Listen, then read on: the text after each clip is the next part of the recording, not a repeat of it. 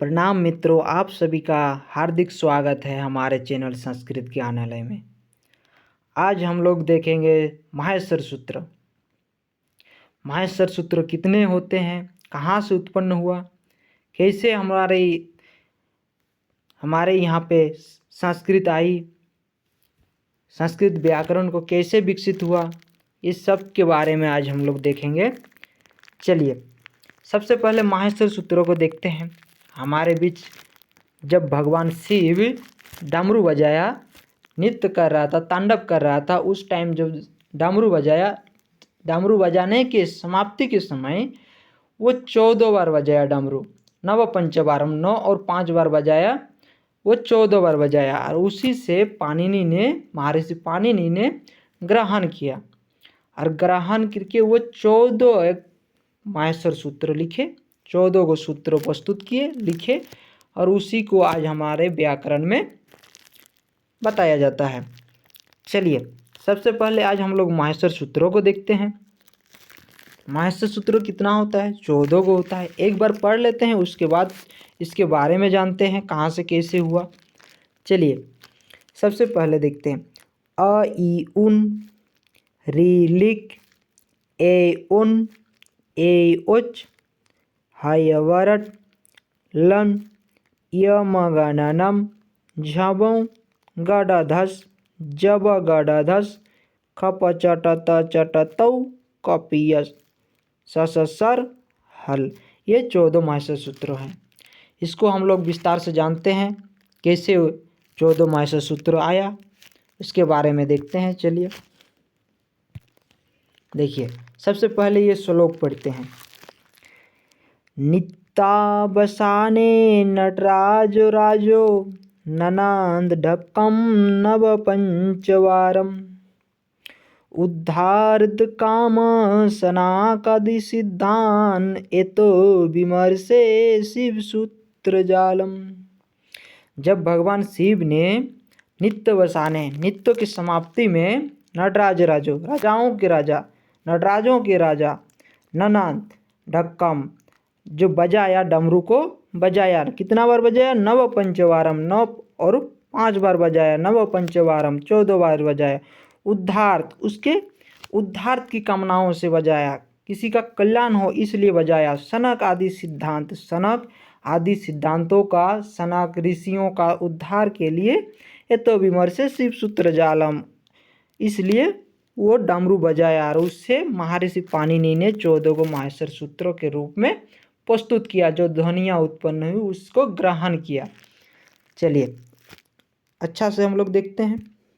देखिए, नित्तावसाने नटराज राजो ननाद डक्कम नव पंचवारम, उद्धार्त काम सनाकदि सिद्धान एतो विमर्शे शिव सूत्र जालम।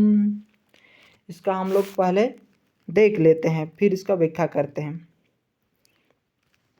देखिए, नित्यावसाने, नित्य जोड़ अवसाने, नित्य नित्य करता है, कौन करता है? भगवान शिव। इसमें दोनों का संधि हुआ है, नित्य वसाने, नित्य जोड़ अवसाने, अ और आ संधि हुआ है, तो दोनों में दीर्घ संधि हुआ है, इसीलिए नित्य वसाने हो गया है।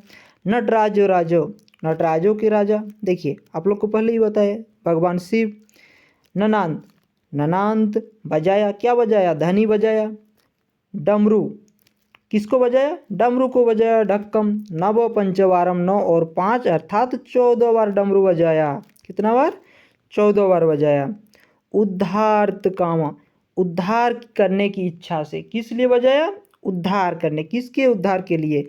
सनक आदि ऋषियों के उद्धार के लिए। ये तो विमर्श शिव सूत्र जालम। ठीक है, ये कितना सूत्र है? टोटल 14 को माहेश्वर सूत्र है। तो इसको किसने ग्रहण किया देखते हैं। चलिए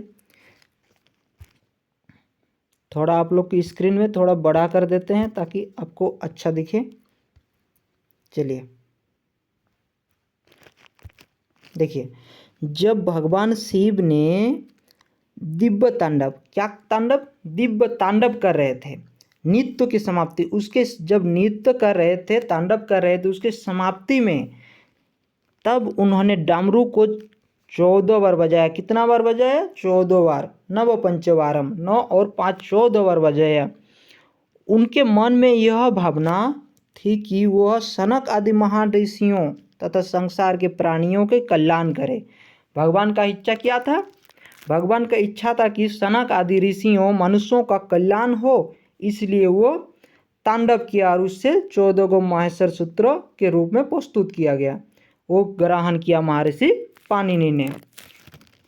चलिए, उनके डमरू की ध्वनि जो 14 दिव्य अक्षर निकले, वो जो भगवान शिव ने डमरू बजाया, उसके समाप्ति में नव पंचवारम 9 और 5 बार बजाया, उससे ध्वनियाँ उत्पन्न हुई। वो ध्वनियाँ अक्षर जो अ इ उन ऐसे करके 14 सूत्र प्रस्तुत किए। आगे चलकर उसे माहेश्वर सूत्र या शिव सूत्र कहलाए। उसको क्या कहते हैं? माहेश्वर सूत्र या शिव सूत्र। इन्हीं सूत्रों के आधार पर महर्षि पाणिनि ने संस्कृत व्याकरण की रचना की है। इसी को पाणिनि ने ग्रहण किया और इसी सूत्र के आधार पर पाणिनि ने व्याकरण की रचना की। और आप लोग को तो पता ही है महर्षि पाणिनि का रचना क्या है? अष्टाध्यायी है। ठीक है, इससे अगले वीडियो में हम लोग पढ़ चुके हैं। यदि आप लोग को देखना है तो आगे दूसरा वीडियो देख सकते हैं, डिस्क्रिप्शन में डाल देंगे। ठीक है, तो महर्षि पाणिनि का 14 माहेश्वर सूत्रों को और एक बार पढ़ लेते हैं। देखिए, अ इ उन, ऋ लिक, ए उन, ए उच, हायवरट, लन, यम गणनम, झवं गड़धस, जब गड़धस, ख फ छ ट त च ट तौ, कपिय सससर हल। ये माहेश्वर सूत्र 14 माहेश्वर सूत्र भगवान शिव के डमरू के ध्वनियों से निकला और महर्षि पाणिनि ने इसे ग्रहण किया। और हम लोग आज इसी महर्षि पाणिनि के व्याकरण को पढ़ते हैं उसी सूत्र शैली में।